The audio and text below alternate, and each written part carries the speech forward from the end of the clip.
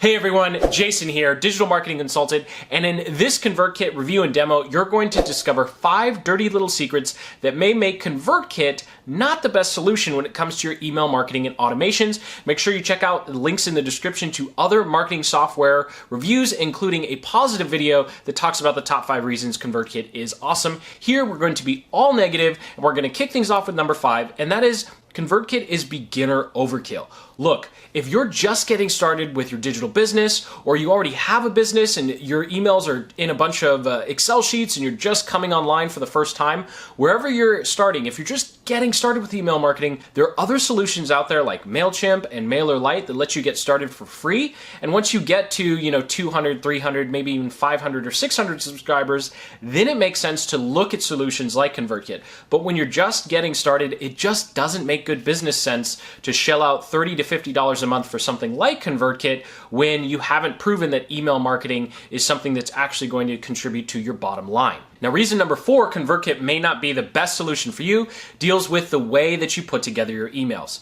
There's no way around it. ConvertKit is super plain and is lacking in the email design department. Some of the things that makes other solutions like MailChimp stand out is they have a ton of different templates and newsletter styles that you can put together, and it's drag and drop easy interface. If you want anything other than plain text and a couple pictures inside of the ConvertKit editor, you're going to be doing some custom HTML. So you're going to need to know HTML in order to turn your plain old text-based emails into something that is more graphically intensive.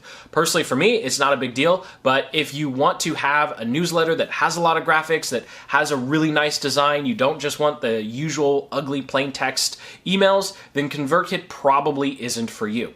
And on the subject of emails, reason number 3 ConvertKit might not be for you is the way that they handle unsubscribes. And this is going to be very important, especially if you have a lot of different segments in your business, or you're going to have multiple lists, because even on ConvertKit's site they say if you're going to be running multiple businesses or you have multiple lists that aren't necessarily related to each other, then they actually recommend you having multiple ConvertKit accounts, which is kind of ridiculous because then you're paying like $30 a month for each different list that you have, which is crazy. And the problem with this, and the reason that this is such a big deal, is with ConvertKit, if someone clicks unsubscribe, they unsubscribe from everything unless you set up some custom unsubscribe links. Whereas things like MailChimp and Aweber, where everything is list-based, if someone's going through a sales sequence and they unsubscribe or they don't want that particular offer, in those other solutions like MailChimp and Aweber, the person's still going to be on your broadcast list because everyone's in a different list.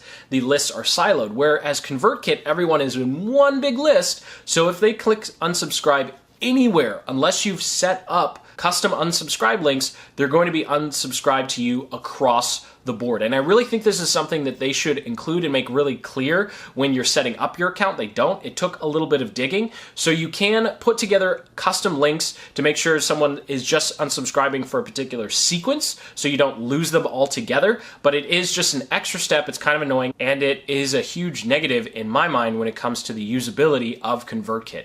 And speaking of usability, reason number 2, ConvertKit might not be for you, deals with the integrations. And this is something that is very personal because I found out this the hard way. So when you're looking at ConvertKit or any email autoresponder, you want to make sure that it's going to work with every piece of software you're using now in your marketing and sales, and any piece of software you're considering using in the future. For example, ConvertKit doesn't have a deep integration with MemberMouse, which is actually my favorite membership plugin for WordPress. There is some basic stuff, but just keep in mind that ConvertKit, because it's a relatively niche solution for bloggers and creators, and I think it's pretty small compared to some of the other larger solutions out there, it may not work directly with your other software in your marketing stack. So you definitely want to make sure that there's a correct integration. And I really want to drive this point home. You need to check what type of integration it is, because just because the piece of software says that it integrates with ConvertKit or ConvertKit says it integrates with another piece of software,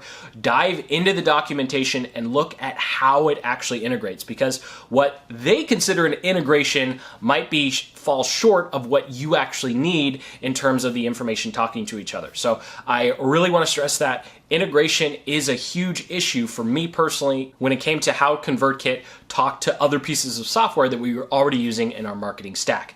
Now, reason number one ConvertKit might not be for you is price, right? At the end of the day, how much are we paying and how much are we getting? So reason number 5, I briefly went over how it's really not designed for beginners.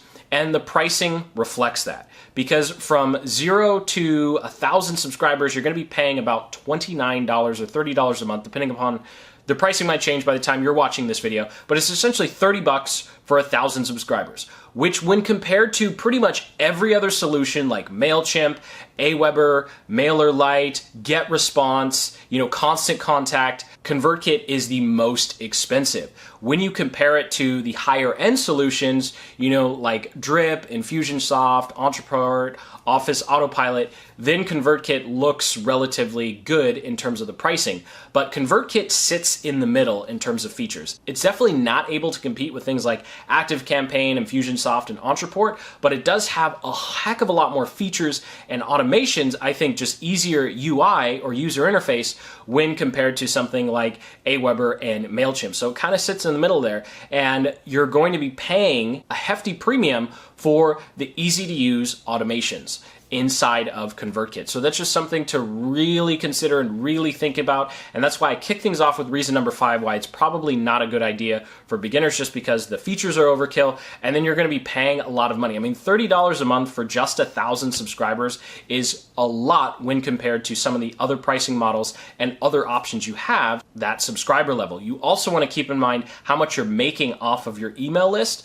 to make sure that your return on whatever software you're purchasing to manage and automate your email list makes sense. Because if you're not at least making, $100 some odd a month, then paying $30 a month for ConvertKit probably isn't going to make a lot of business sense. So thank you so much for watching. Those are my top 5 dirty little secrets that you should keep in mind when considering using ConvertKit.